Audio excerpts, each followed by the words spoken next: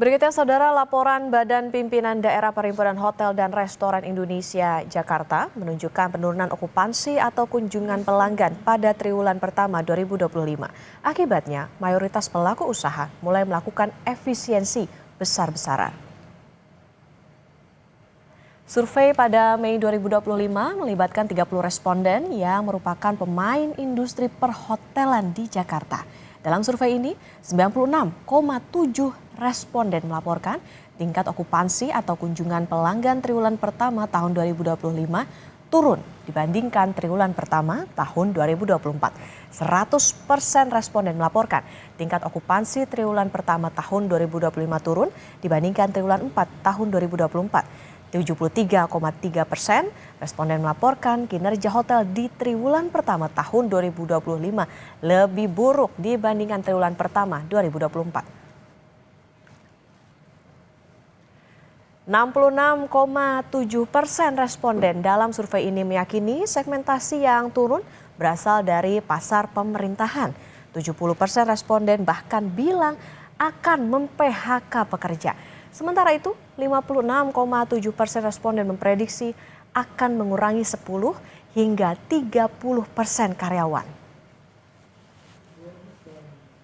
Saat ditanya mengenai kondisi dan permasalahan industri hotel di Jakarta, 96,7% responden bilang telah mengurangi pekerja harian. Kemudian 37,7% responden menjawab akan mengurangi staf, 46,7% responden telah melakukan cuti di luar tanggungan alias unpaid leave, dan 37,7% akan mengurangi gaji dengan skema pengurangan hari kerja. Sementara itu, saudara, 70% respon bilang terbebani kenaikan tarif air PDAM. 66,7% responden terkendala banyaknya kewajiban sertifikasi. Secara garis besar, survei Perhimpunan Hotel dan Restoran Indonesia menunjukkan 3 persoalan yang dihadapi industri hotel di Jakarta, meliputi penurunan tingkat hunian dan hasil usaha, peningkatan beban biaya, permasalahan terkait regulasi.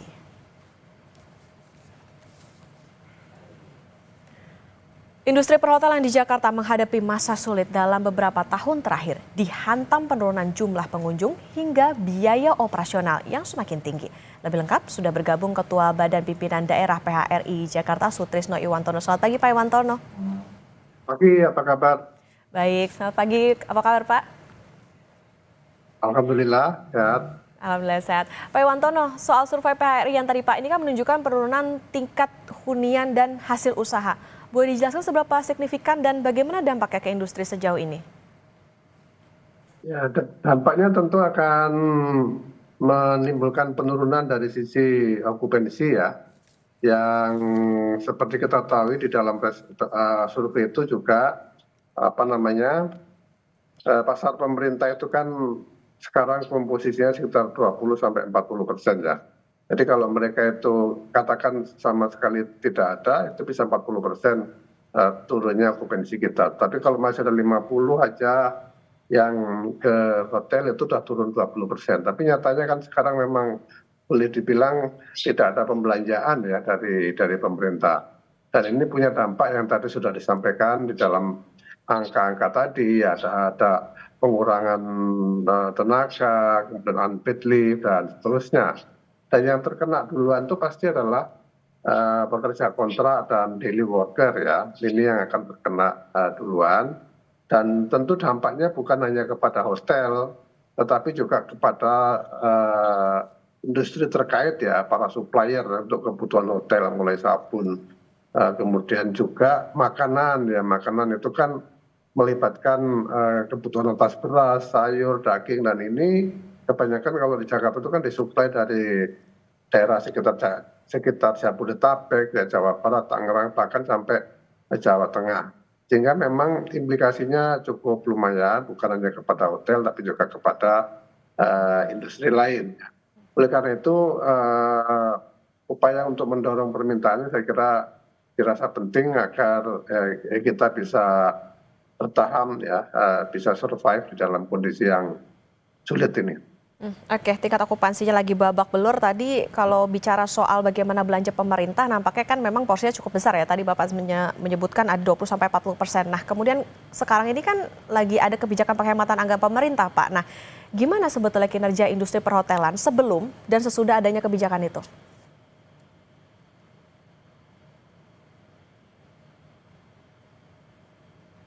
Pak Iwantono?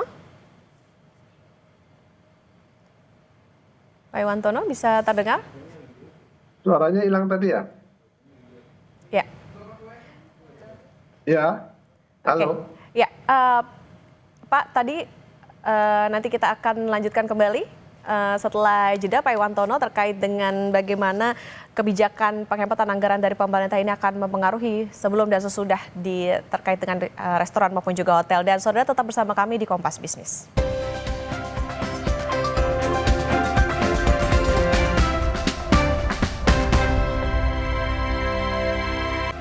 Masih di Kompas Bisnis Saudara, dan kita masih akan melanjutkan perbincangan bersama dengan Ketua Badan Pimpinan Daerah PHRI Jakarta Sutrisno Iwantono. Pak Iwantono, kita lanjutkan kembali. Tadi kalau dikatakan memang kan dengan menurunnya tingkat okupansi ini kan juga berdampak ada multiplier effect tidak hanya ke restoran atau juga hotel itu sendiri, tapi juga ke bagaimana supplier dan lain sebagainya. Dan tadi juga soal belanja pemerintah ini punya porsi cukup besar 20-40%. Tapi sekarang kan ada kebijakan efisiensi itu Pak, efisiensi anggaran dari pemerintah. Nah, bisa digambarkan kondisinya sebelum dengan sesudah adanya kebijakan itu seperti apa Pak Iwantono?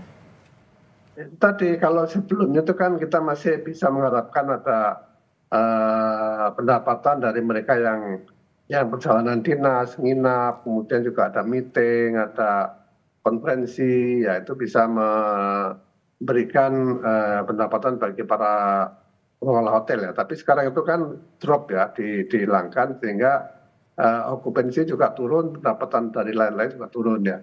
Jadi kalau misalnya di Jakarta ini kan okupansi untuk seluruhnya hotel itu sekitar 55% untuk bintang ya, kalau non bintang kira-kira 40-an ya, 42, 43 sekitar itu ya. Nah kalau itu turun kan berarti kan okupansinya jauh di bawah 50%. Nah ini yang tentu menjadi perhatian kita gitu. Nah untuk menyikapi itu pastikan efisiensi harus dilakukan ya. Efisiensi di sana sini diantaranya tenaga kerja kan merupakan komponen terbesar dari biaya kita. Nah kita berharap agar kondisi ini tidak berlangsung terlalu lama ya. Dan kalaupun memang pengetatan anggaran itu tidak bisa dihindarkan, ya kita berharap dari sisi pengeluaran nanti. Karena kan anggaran yang diefisiensikan itu kan tidak berarti dikantongi kan, pasti akan dibelanjakan juga. Nah pembelanjaan ini tolong bisa juga mendorong agar tetap bisa menghidupi hotel maupun restoran ya.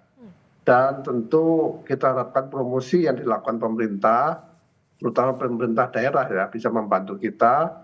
Karena sebenarnya untuk DKI ini wisatawan asing itu tidak terlalu banyak ya, sekitar 2% aja. Kita mengandalkan pada wisatawan Nusantara. Oleh karena itu, upaya untuk mendorong wisatawan Nusantara ini saya kira perlu dilakukan oleh pemerintah, khususnya pemerintah daerah.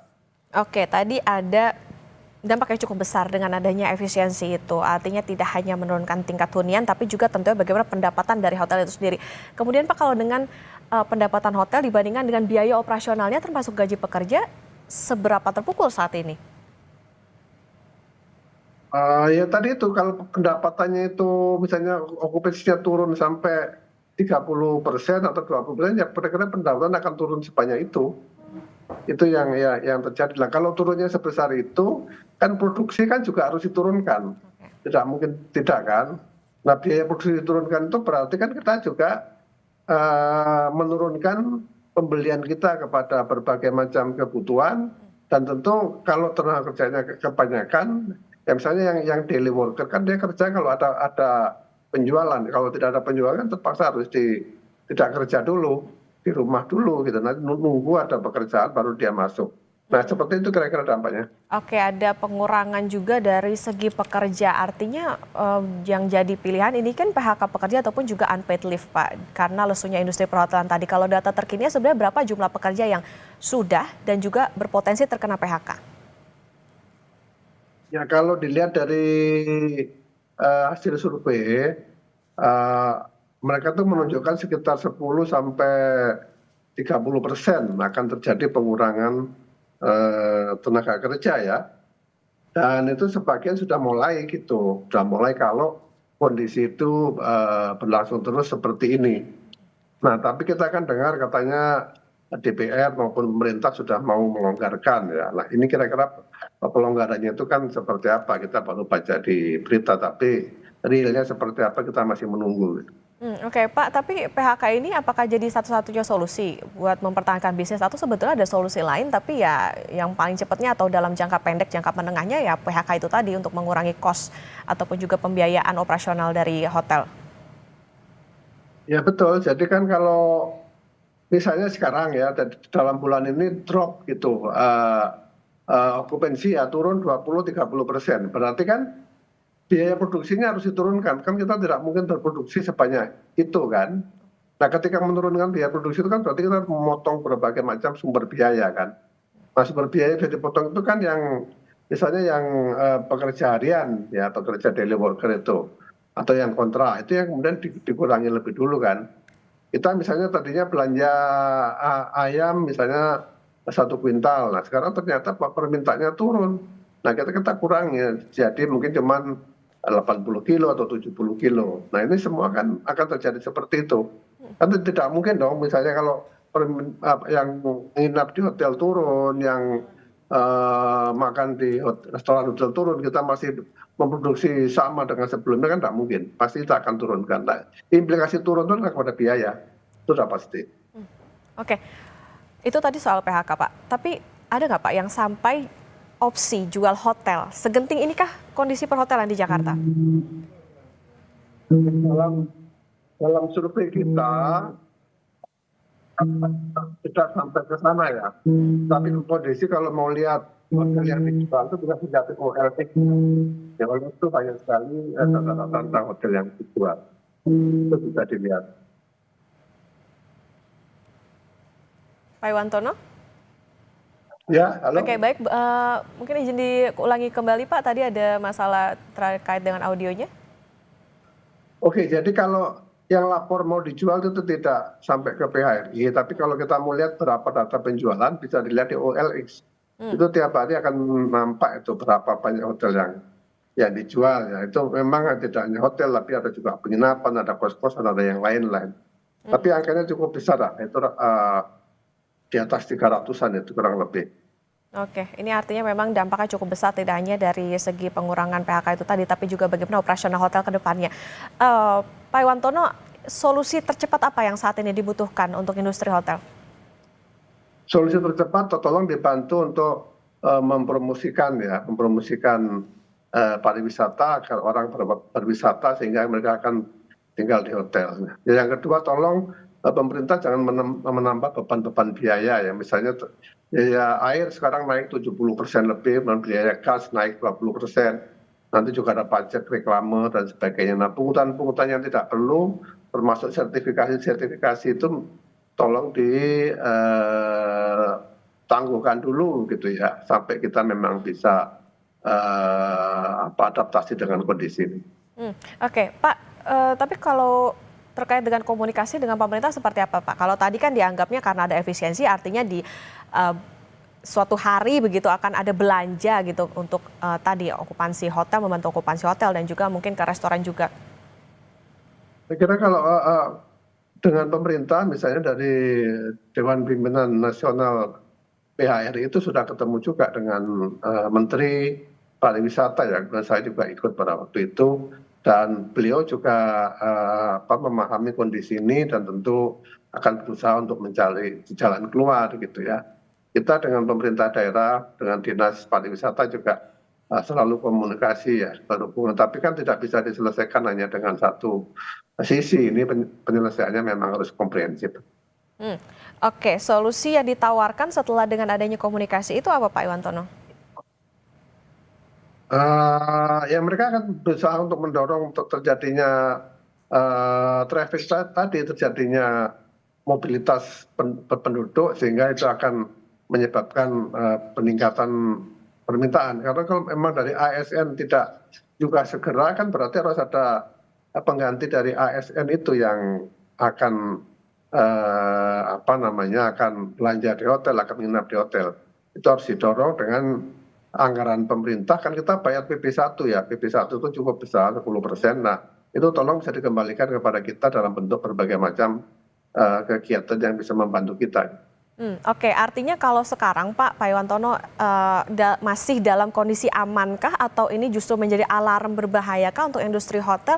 Langkah apa yang harus ditempuh pemerintah sekarang juga nih, terutama untuk hotel-hotel yang tadi kalau dikatakan kalau di Jakarta tuh bahkan okupansi untuk wisatawan asingnya ini tidak terlalu besar, artinya bisa mengandalkan sebagian besarnya itu dari belanja dari pemerintah itu.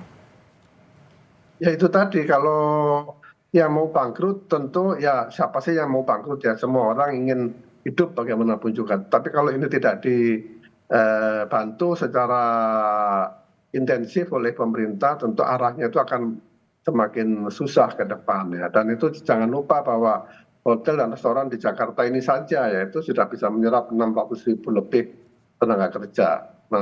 Dan selain tadi itu keterkaitan dengan industri lain. Nah ini perlu diperhatikan dan juga sumber PAD ya. Hotel dan restoran itu menyumbang seperti 13% PAD dari pemerintah DKI Jakarta dan saya kira ini juga berlaku bagi daerah-daerah lain ya, bukan hanya di Jakarta, di Bali, di Jogja dan di tempat-tempat lain.